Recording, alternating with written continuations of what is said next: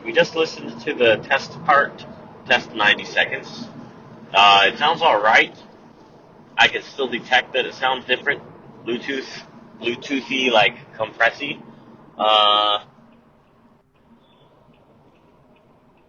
which has to do, once again, with software, I feel. I think the microphone in this device, like let's say I were to conduct a FaceTime audio call using this device, my friend on the other side could make me a recording. I could ask him to record a minute of it and we could find out. Or I could just call myself. That's probably what I'm going to do. Place another call to myself. In the first call to myself, the good take was accidentally done through the car's Bluetooth.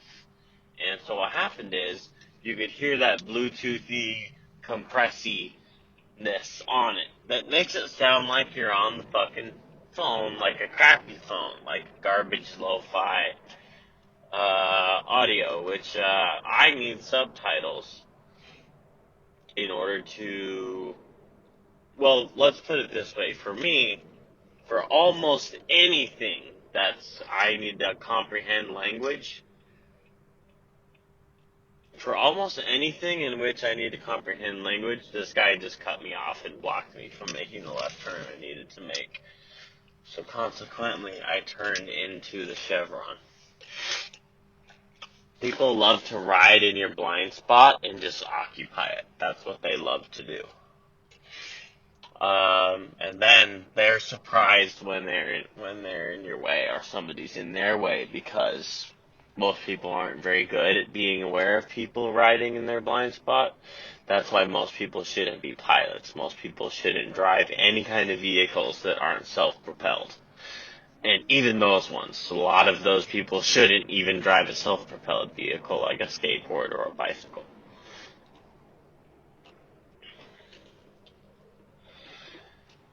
But I successfully remaneuvered to the place I want to park, which is difficult because one of the intersections I normally park through is completely closed and the parking is completely closed.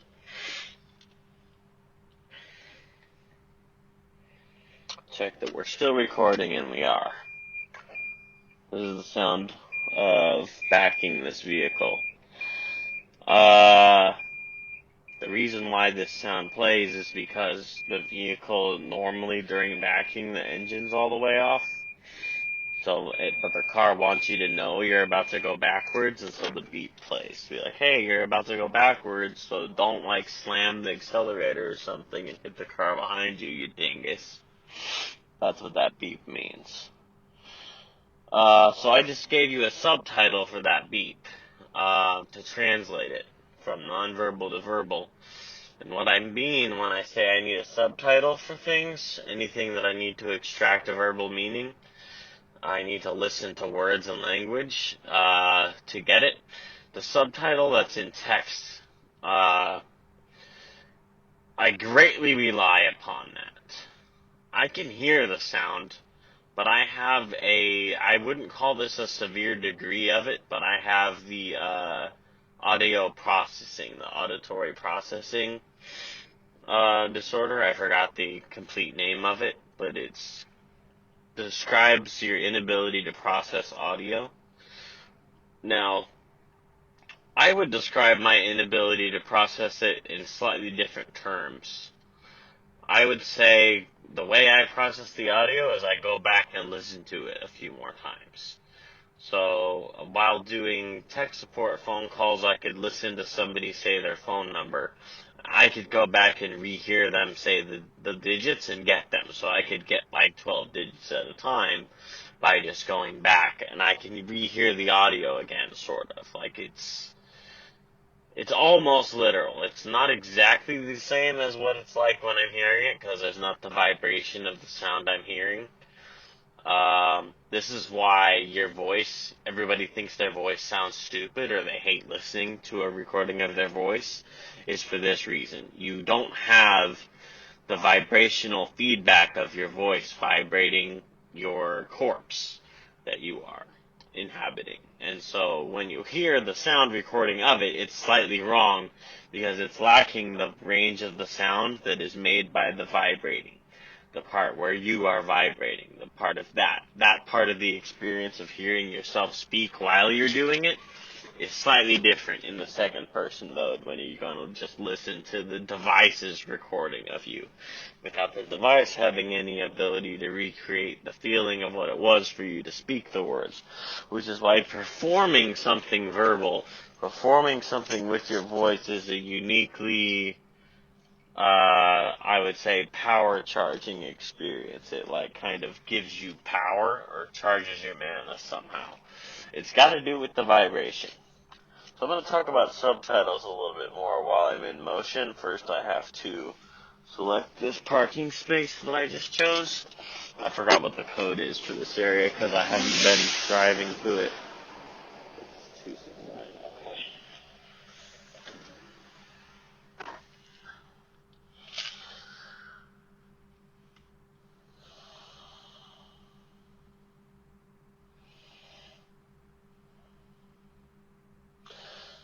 So what I'm doing, like what I'm doing right now, I said that number out loud so I could re-listen to my recording of me saying it to remember the number. I can't remember the text, but because I said 269 out loud, I was able to remember that.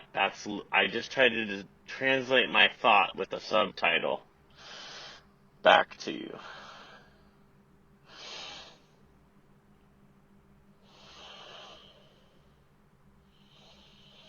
That's exactly what I just did there. Okay, so now I'm going to put the screen asleep and continue talking about the subtitling and the actual topic. I'm going to explain the reasons why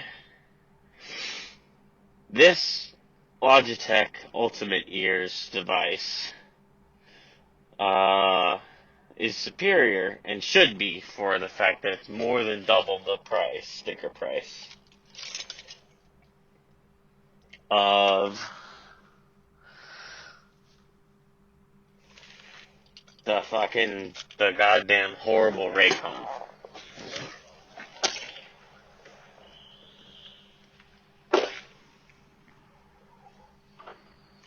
So reason number one. Well, first let me finish telling you about the subtitle. The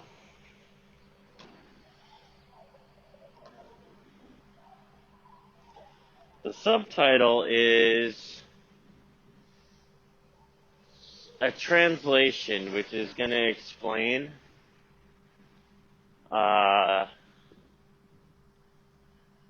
something you see, something you watch, somehow. Anything you watch somehow. I don't care if you're watching by listening to the speech or by looking at imagery in motion, you're watching it somehow. You're watching the audio or you're watching the video. You don't watch subtitles, you read them. Why? Because the subtitles contain translated descriptions of, if this was an actual vlog, I would show you a video of this road closed. Intersection where I usually park. Used to park before they ripped it up. Can't park now because it's all completely ripped up and closed. Can't drive through it or park through it. So I'm just walking through it and describing it to you. It's all torn up. It's liminal as fuck. No, a road is already quite liminal, but a torn up one in the middle of an area you use all the time is even more liminal.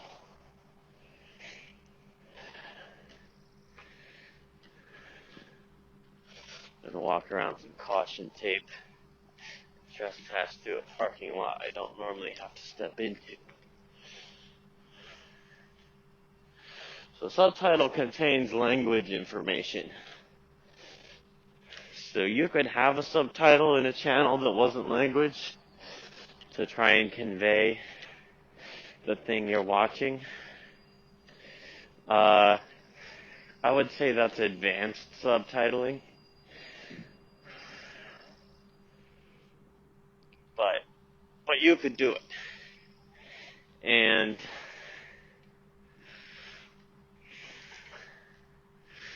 But the goal of doing a subtitle is to translate information that's happening, that someone's watching. You're translating it so it can be read.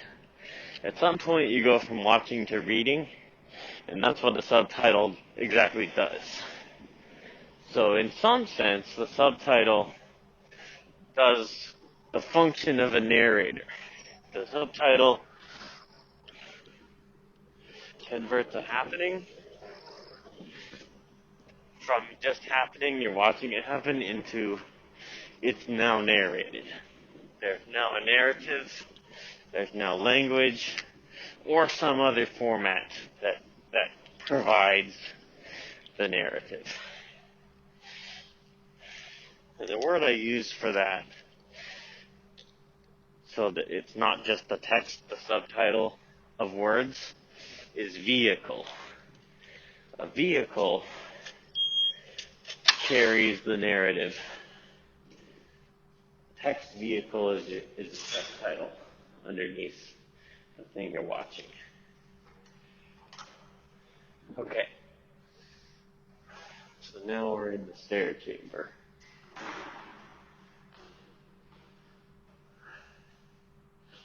choose to walk in the stair chamber from 1 to 2. Then take the elevator across the floor. I can't get to a stair chamber for 3.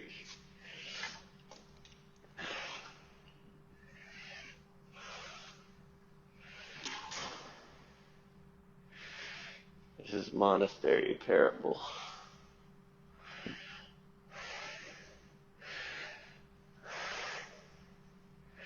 So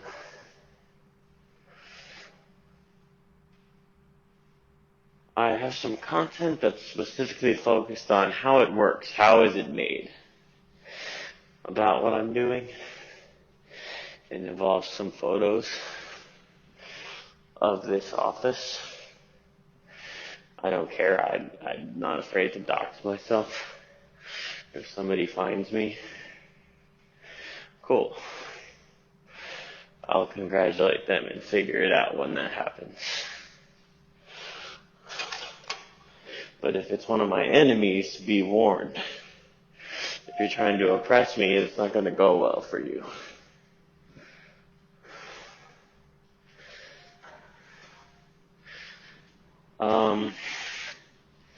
So I'm not streaming this. I'm just recording it. So we can do this inside the elevator as long as the Bluetooth isn't fucked up.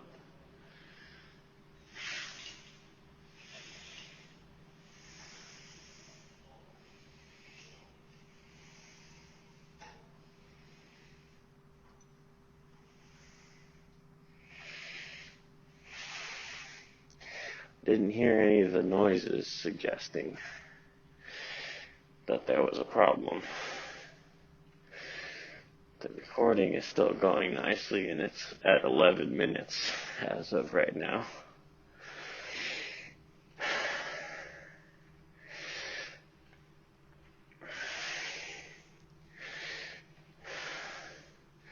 I'm going to talk more about what I just said, about getting doxxed or my enemies opposing me. But I have to talk about the Raycon first, and I will do that in the stream where I play this recording instead of now.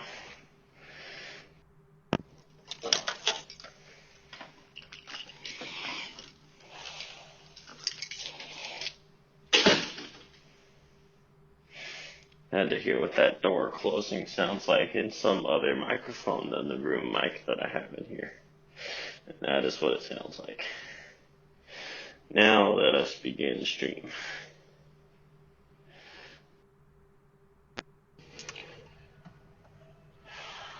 Quick follow-up. Quality test.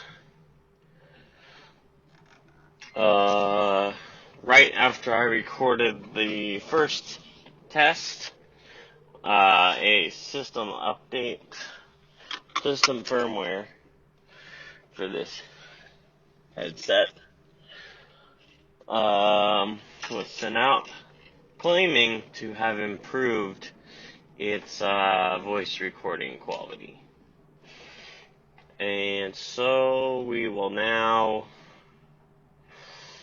verify that by creating a quick recording during the fast drive down to the monastery office. There's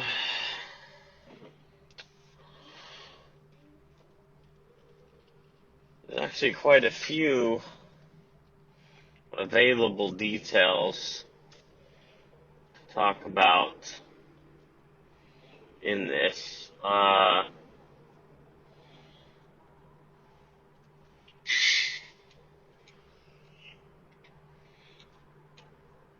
Just for something to discuss. First of all, to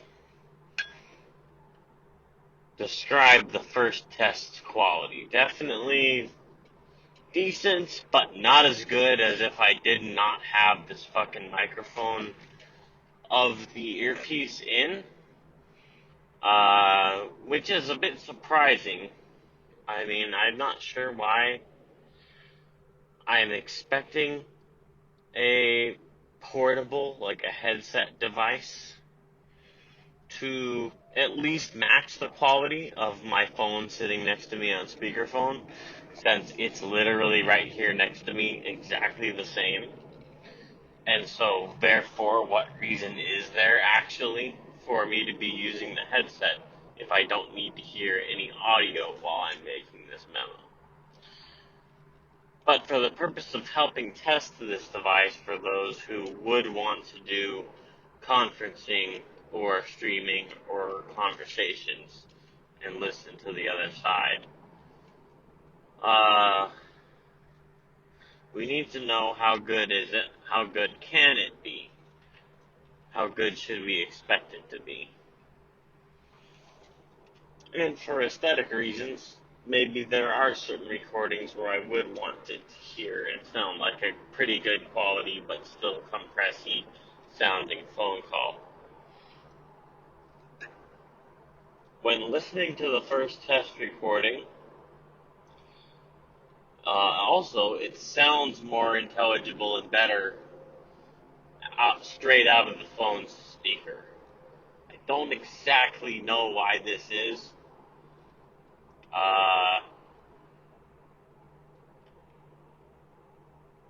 The the way the audio is recorded just simply comes out clearer out of the speakerphone speaker's range than when I played it back with no EQ VLC playback on the PC.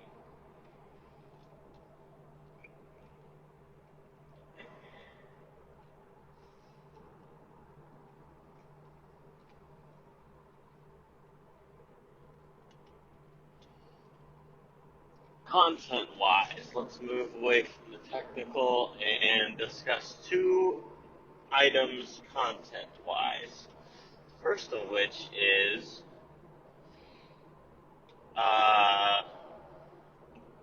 the tags, Twitch tagging. So the tags I've been operating under generally has been educational, mindfulness, and mental health, primarily. I've rotated a few others in and out, and end up sticking with the LGBTQIA tag to show ally support. There is now an ally tag, though, which broadly refers to my exact position as an educator, as an opponent of injustices. Someone supporting those who have been infringed is precisely my mission as an educator, and so I think most of my streams from now on will run with the ally tag. At the bare minimum, mental health tutorial. I'm not sure if tutorial's new or if it was there before, and I just now learned how to look through all the tags. So I know this now. Probably not use educational all the time. And instead, there are some other tags I'm interested in. AMA, for Ask Me Anything, due to the question-finding nature of my overall content theme. PTSD, of course, anxiety, sometimes.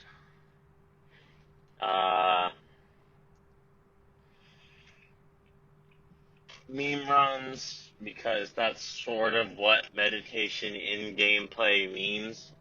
Sometimes it means you're just playing the game completely normal. And sometimes it means you're doing something that qualifies as meme run. In the gameplay sense, because the way in which we're playing the game is not the first surface level, it's the replaying of it in a meme sense. A couple others that I'm not remembering. There's depression tag, neurodivergent, that's the one I was trying to recover that I couldn't actually recall. ADHD has a tag. I'm probably going to prefer neurodivergent over ADHD specifically because I broadly discuss the traits of different neurodivergences. And I like to think of these things as spheres rather than strict spectrums or scales.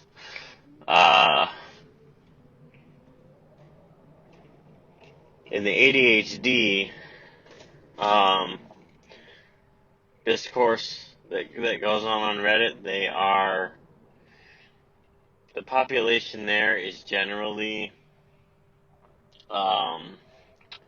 extremely insistent that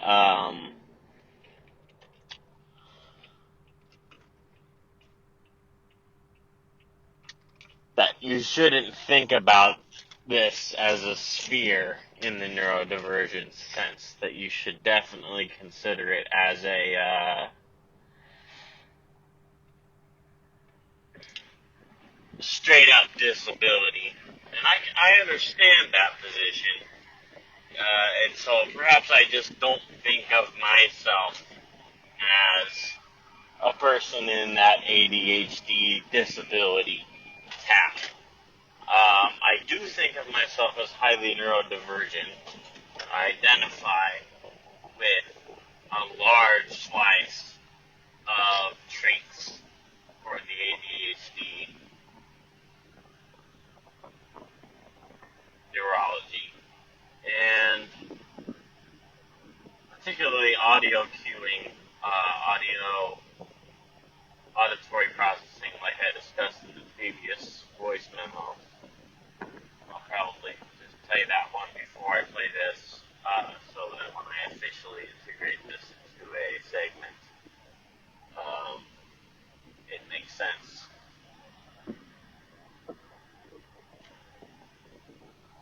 But also in a few other traits that are specifically cited for ADHD minds, justice sensitivity and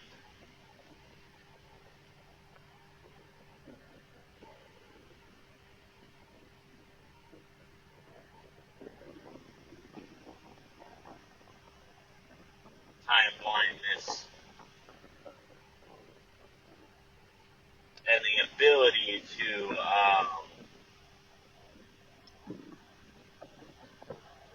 carry on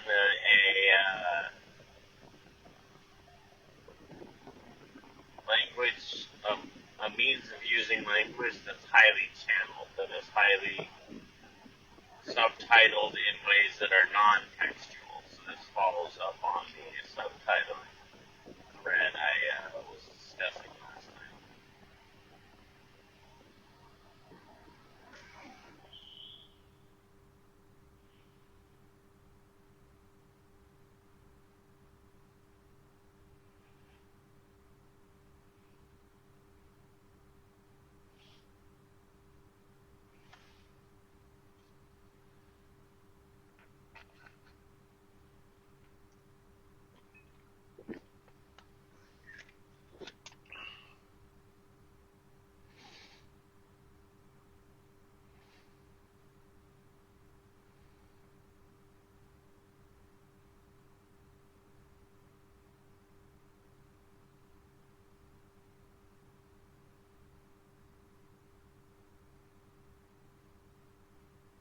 but mainly mindfulness and mental health and tutorial work well together to convey the basic fact that what I am as a channel is a tool in the waiting room and elevator sense, and in the ally sense. The concept of monastery as waiting room or as elevator both rely on the fact that those two objects are both shelters. They are both fortresses meant to lift up and affirm and protect those who enter in to utilize the space for that purpose. I was discussing this with somebody on a post, on an Al Watts post. There's often very interesting conversations that unfold underneath original posts that are relevant, but in that Watts kind of a way. They make one or two jumps down the koan chain for whatever the OP is talking about. And I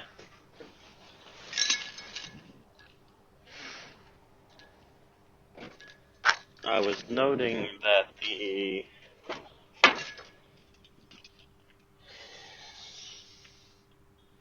there's no barrier to entry under Zen crafting, per se. There's no police or guard or gatekeeper there saying, no, don't come in, don't experience our art. There's no one trying to sell it to you either coercively or restrictively. There's nobody trying to mute you from using it.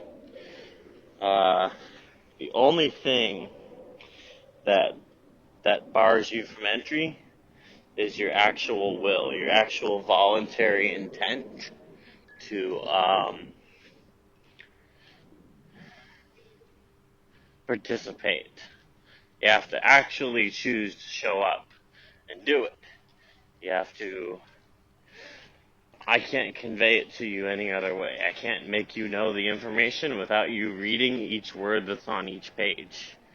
Not really. I can try to present quicker translations and summaries, etc., but ultimately, each step in the path, each word on the page that takes you along, the particles are threaded together into a tapestry, and unless you actually come there and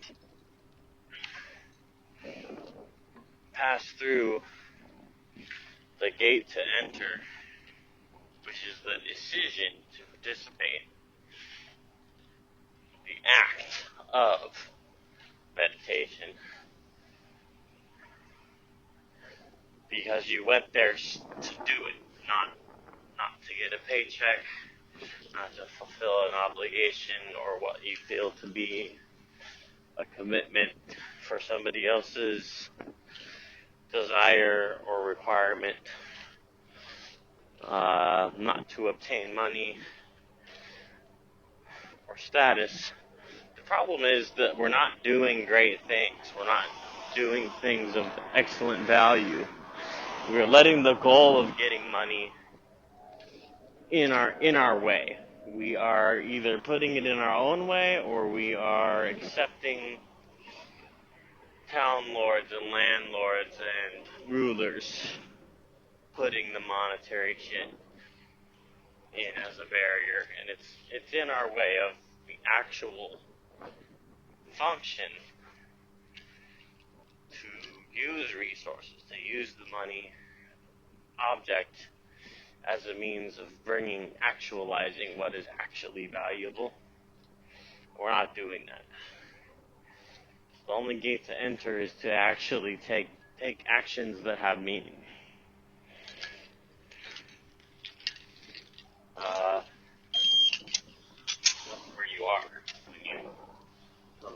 waiting room because you wanted to actually stop there and do waiting. You're not rushing anymore. You've willfully chosen to leave the rushing and the disregarding of pondering and plain recreation, standing still, and you've chosen to actually engage in it. That's the gate that bars your entry. Nothing else. No one's telling you not to come. If that's what you want to do, do it. If not, nobody can make you or cause you to want it. You have to want to because you want to.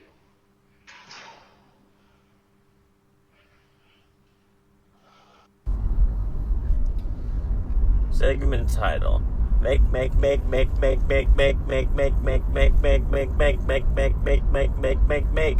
and crafting. Now, I have studied my crafting wave, my crafting cycle, the up crest, the down crest, what it is. Okay, so I was trying to study it for a while before I noticed how do I study it, what is it I'm studying. I was already trying to do that. So the initial feeling was just this little feeling. Here's page 1, here's page 2. Well, when you run out of room in object 1 and you're still not finished, then you need to start a new instance of the same object. Object 2, page 2. Page 2 is at the end of page 1. You're out of room on page 1, so now you're in page 2 if you're not finished yet. Okay, so are you finished yet, or do you still have more pages to make? Makers and crafting. That was where I started looking for the wave. So then with the first one, it was just page 1. I didn't really understand what was the limit of page 1.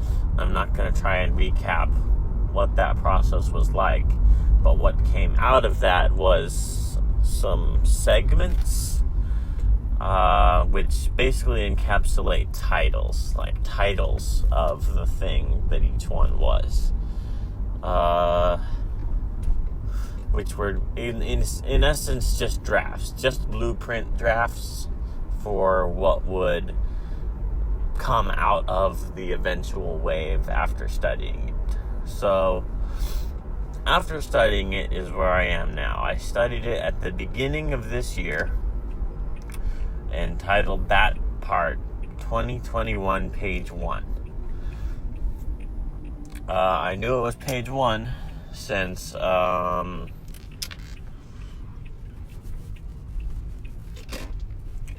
seemed to be finished with the pages of the previous thing happening in 2020.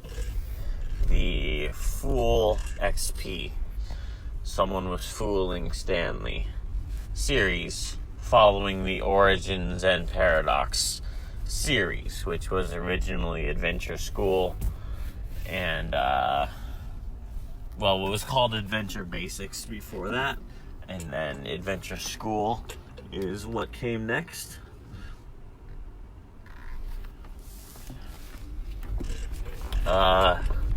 Now, the school idea continues on. It's a particle. But we went past that into the monastery.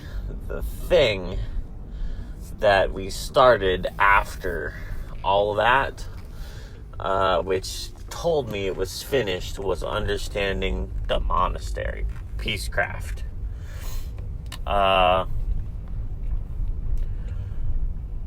But I didn't fully understand. That was only the entryway. That was just being there. Like, I'm at this thing. It's called the monastery. It's this place. It's this room or building made of rooms.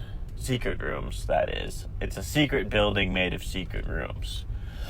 And it's a monastery where we do peaceful craft and access creative peace. Creative peace technically comes first, but I realize there's no one starting point. Each one is a set of actions. You get to the end of the line and go to the new line, and the new line's the next thing. When you've actually gone to the real end of it. So you've gone all the way down and done the creative piece. Then you go to a new line, and then you do peaceful craft on that line. Anyways, that's monastery. So page 1 and page 2. Turns out page 2 started in April. Page 1, this is the important part. The subject of this cycle study. So page 1 covers January to about the middle of February. About 40 to 45 days. Working, making. Make.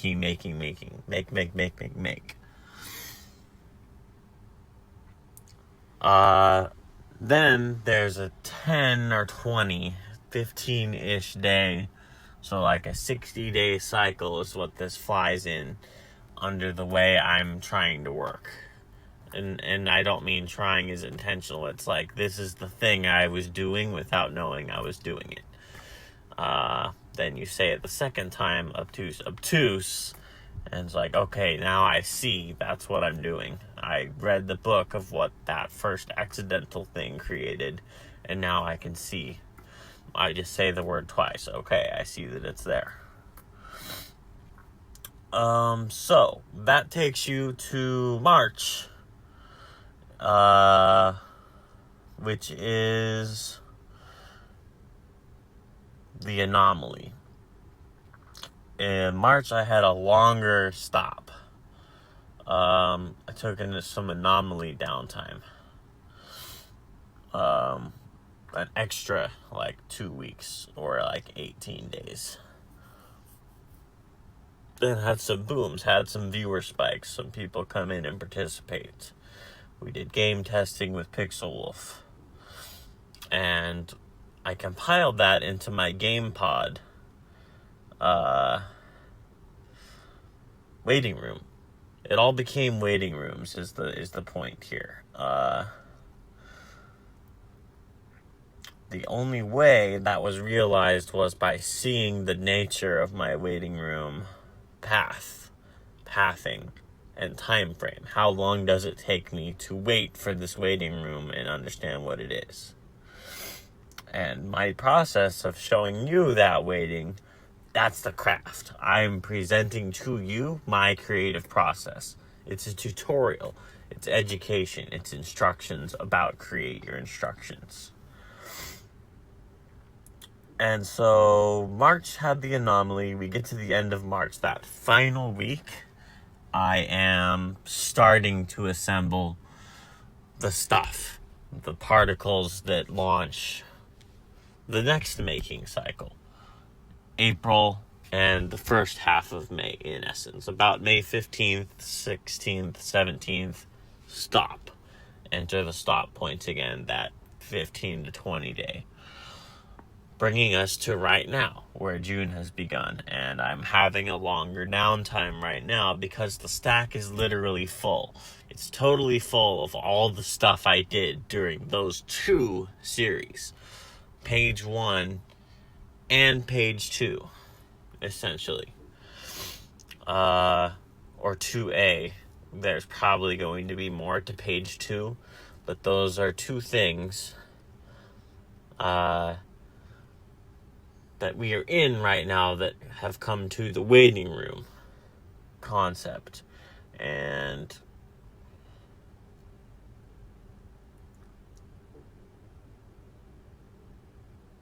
the work part, I can only really just work. I just work. I just do what I'm doing. And then that stack fills up and I start looking through it. I go back and see something that's about 30 to 40 days old. while still making some of the stuff during the first week-ish that it's there, that I did it. I put some of that into an immediate playlist, because then I have something to watch other than the old thing. I have something that I just started and something that I started before, and that's all I did was start it. That's the first checkpoint. So checkpointing was the other thing I got. Without checkpointing, I wouldn't have been able to see any of the rest of it, because to see the checkpoint was to see, what is this thing I'm standing on? It's a checkpoint. It tells me, where am I? It's made out of the particles, and the particles are made by the actions I take, and the actions I take are made by the constraints that I choose, and the constraints that I choose are based on what I observe at the checkpoint, which allows me to see what constraint created the action that took me to that checkpoint. So actions and particles, constraints and checkpoints is the underneath, the insight inside the Minecraft education, is what I start with to create all this. So this is take one, and I'll be able to distill this into a more precise narration, but this is your off the cusp, make vibration wave 60-day waiting room creation cycle recording. Alright, part 2 of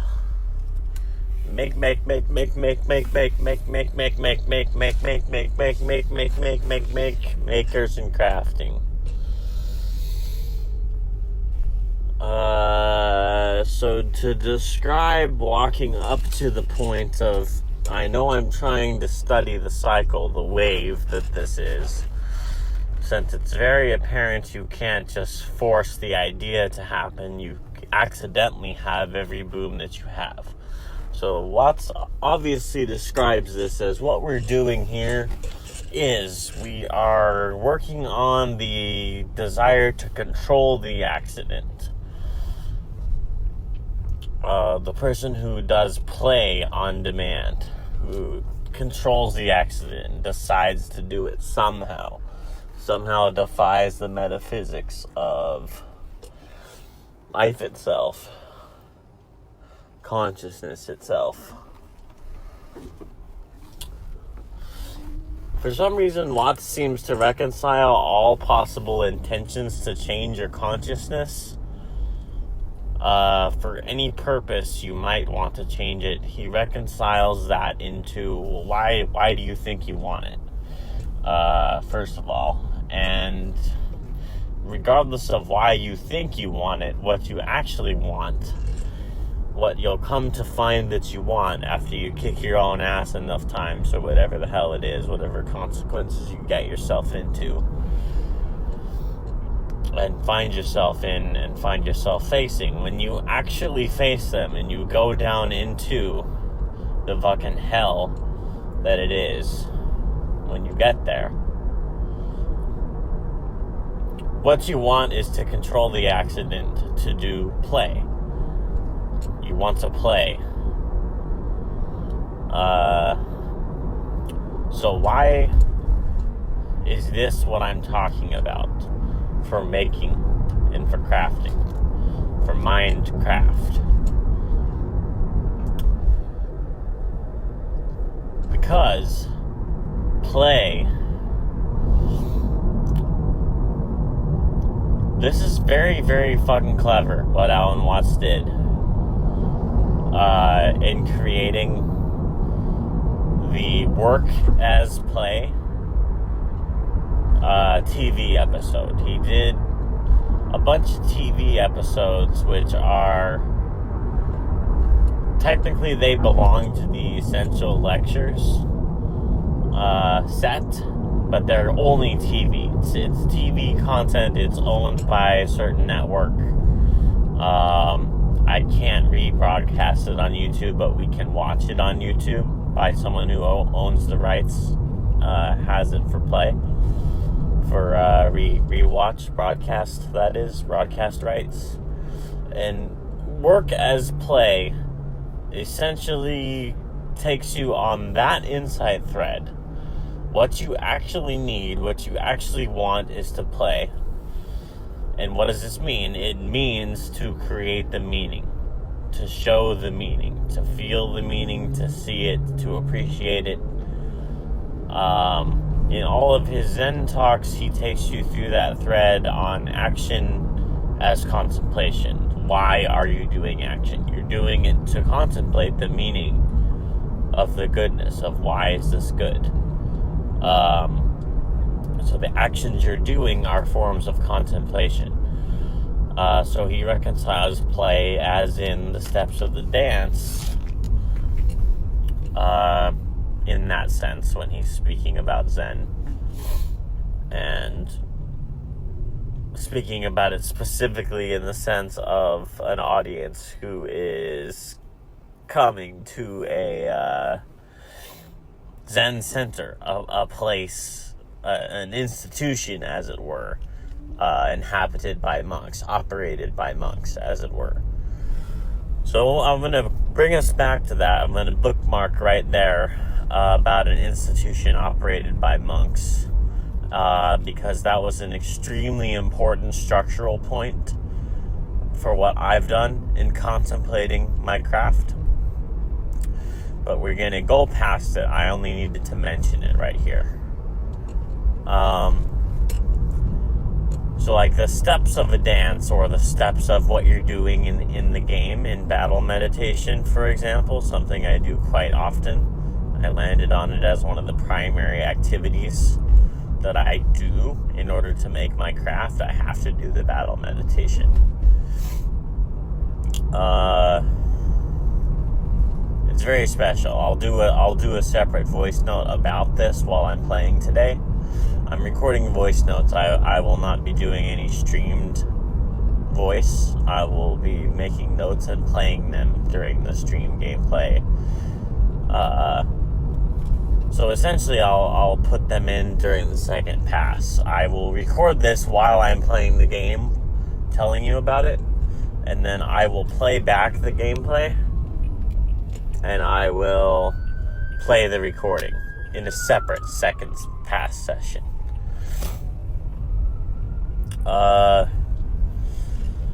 So that's your contemplation action. Actions which celebrate. As I pondered this earlier on in like the 2020 page, I was thinking about it in 3 steps: awareness, contemplation, and crafting. So action for contemplation is just the actions you're doing that celebrate the thing that's meaning. So what Watts says, work is play, work as play, he's saying there's no work. There's only what you're doing that you can enjoy, what you're doing that celebrates what it is that's good, what it is that matters, what it is you can do that you enjoy bringing forth because it's good. Why do you enjoy doing it? Why are you doing it? Because it's good, because you want to bring it forth. And so the Zen craft arrives there at somebody who literally can't stop doing the thing that brings out value, and he just keeps making one and giving it away, making one, giving it away. The Spectrum of Love talk describes this. At the very beginning, he establishes the premise. This is what I mean by love. This is what I mean by a loving person. They are making something to give it away, and more flows in. That's the metaphysics of nature. Is something of value goes, and then that creates a little flow, and it pulls something along behind it. It's a chain.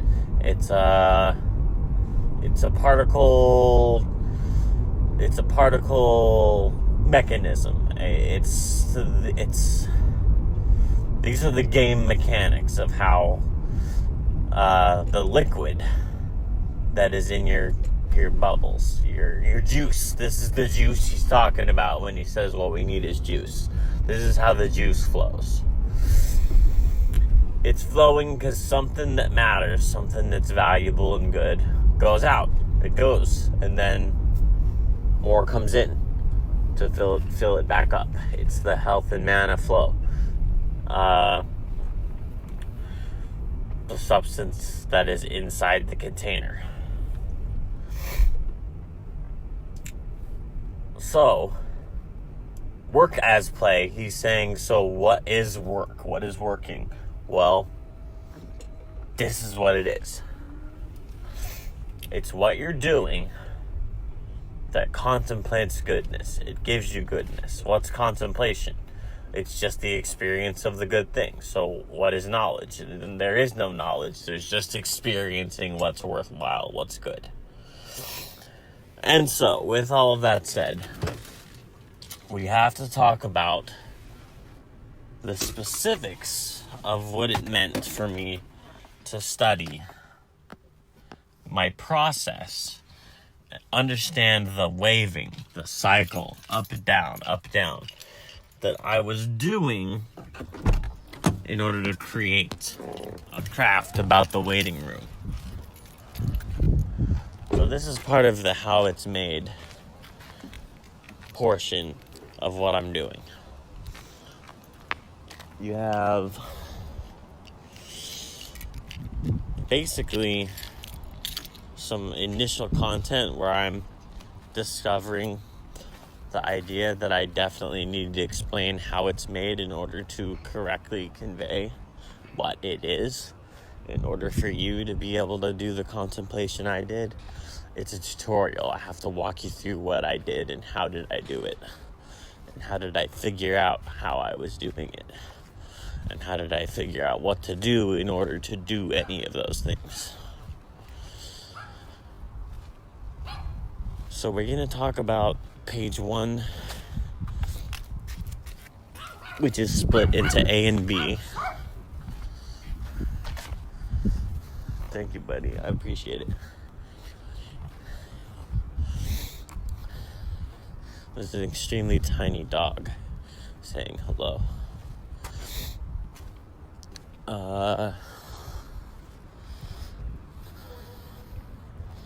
So, page 1, A and B. The reason why I wrote page 1A after I got to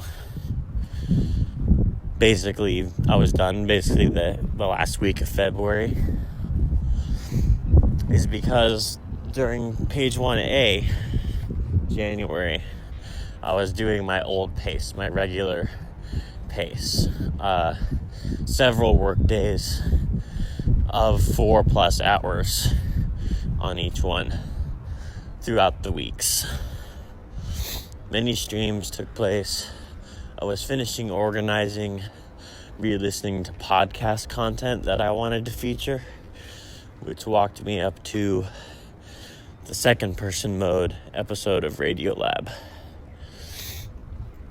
Now, I say walked up to that point because I didn't actually pick that one up and re-grab it until it was sometime in February. It was after page 1A kind of concluded while I was thinking about it. At some point, I'll be able to convey in more detail what caused me to remember this insight. Now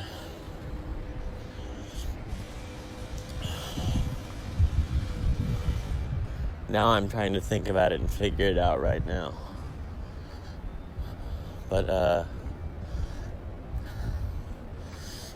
it was something. Something pushed me off that direction of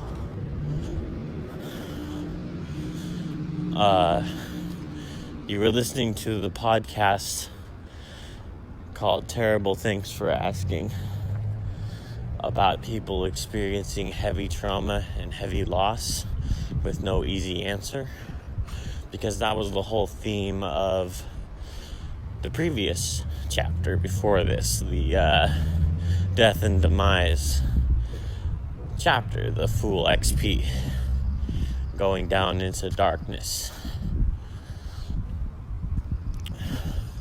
So I had that question that was hanging in my mind. Which episode of that podcast was it? Where they had a therapy system that involved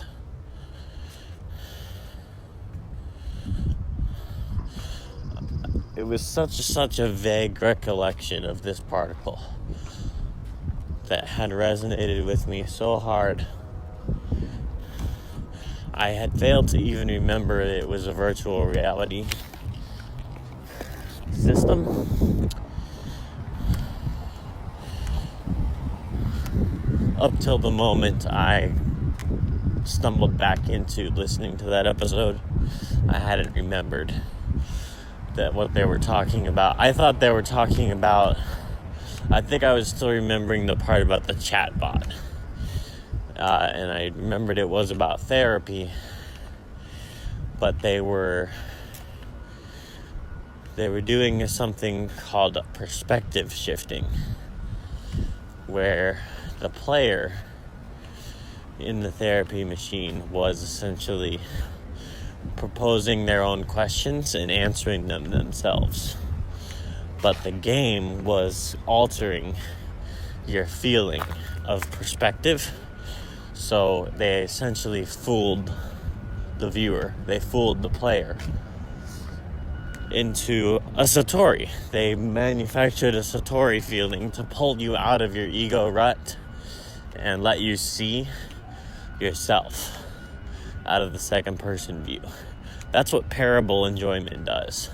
So that's why the theme of Fool XP was pondering parable enjoyment and how exactly does it allow us to view reality accurately. So page 1 was just some organizational podcast type content where I arrived at the idea of architecture compiling. And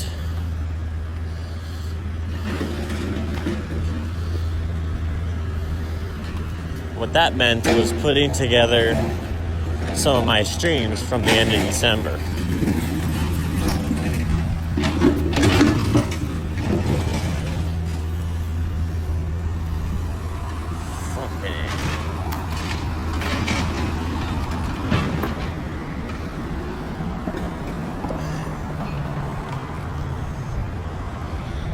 So we had the streams at the end of December,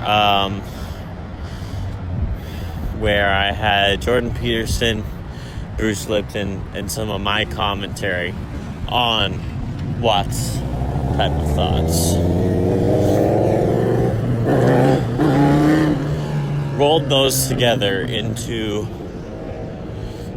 what is the first session, essentially, of the architecture compile. And I forget which title I typed into it. I think that might have been the first time I titled something as an architecture compile. And so from there, from that point, the format tilted into being that. Like, what can I group together out of these? And so in asking that question, I continued something I had already been doing, which was to gather content into collections on Twitch and play those collections back. Playlisting, something I've been doing my whole life with my favorite music.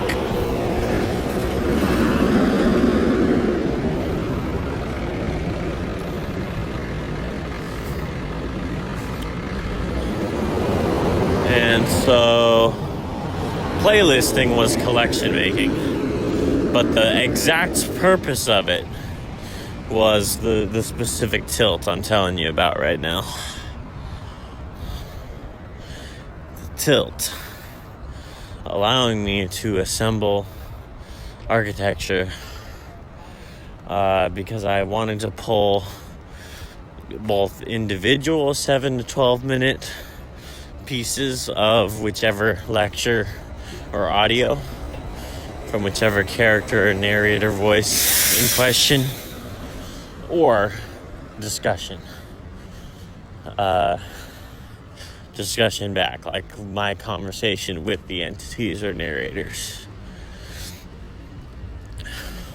And that idea conveys what architecture was when I first glimpsed like the front edge of what this is.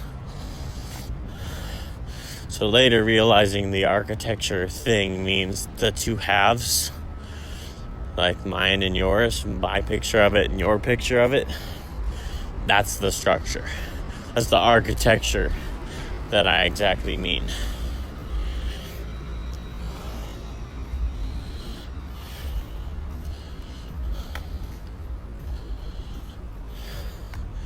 So that was made in February. That session's tagged with the appropriate moment where it comes from. But it came from the December, from streams during that time frame, right before I closed up December with the mega rerun, which was the first waiting room thing. I'm still working on finishing that into like one waiting room, but half of that is just the Watts Creative Consciousness potion waiting room. So I don't feel like I really need to make any other separate one, but I am going to rerun those files as its own just idle room soon. One of the things I'm going to run during the June playlist this month. Anyways, so that was A, January. The B was differentiated after that. Kind of a depression point where I wasn't doing very many streams, but still writing the scripts and still recording some of these voice memos. So B is actually February and March, and March has that long extra break in it.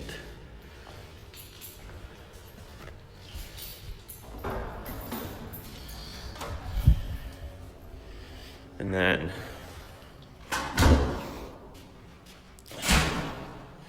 at the end of March, we start having enough of these collections set up and designed. We did the game pod completion with the Pixel Wolf game testing session, which is just a stream where somebody was hanging out with me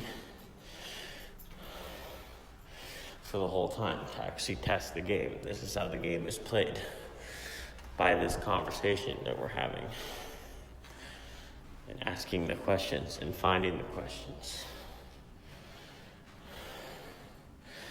So then you start page 2, which is April and May, following kind of the same pattern, that 45-day time frame from the beginning of April right up till that midpoint in May. And that contains everything I'm looking through now. Reading the book to try and ascertain what is this. And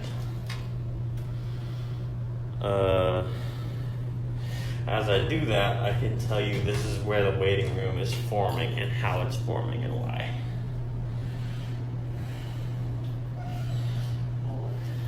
And basically it just rolls up from there, and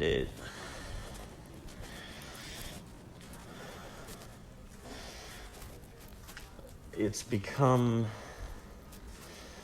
I'm now better able to look at the exact shape of what I now call the meta architecture computer / room. It is a room with a computer, or it's a computer that contains the rooms. it's kind of like both images at once collided. And that's the point where I am exploring how many different directions does that carry me, and what else does that tell me about waiting and about the waiting room exactly that we're interested in here.